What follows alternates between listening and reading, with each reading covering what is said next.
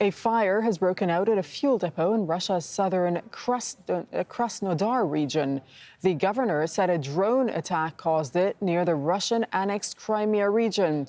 Charles Stratford is joining us from the Ukrainian capital, Kyiv, to tell us more about what we're learning about this fire.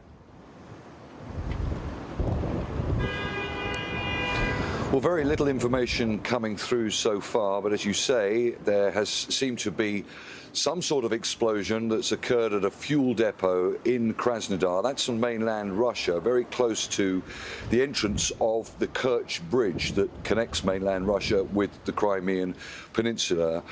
All we've heard from Russian authorities, certainly according to the regional governor, he's saying that this fire is what he describes as being at the highest level of difficulty in trying to extinguish it. But of course, it comes in the wake of those attacks we saw a couple of days ago, which certainly the Russians reported as being attacks on a major fuel depot in Sevastopol on mainland Crimea, close to the very important, obviously, port for the Russians' Black Sea Fleet.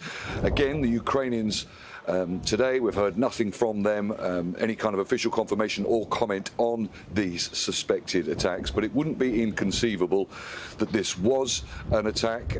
We have seen an increase in recent days from certainly from the Ukrainian side, these suspected attacks on Russian targets, and it's a similar scenario as well with missile and drone attacks from the Russian side at various locations deep inside Ukraine. There were another 26 so-called kamikaze drones launched by Russia last night, 21 of which, so the Ukrainians say, were intercepted.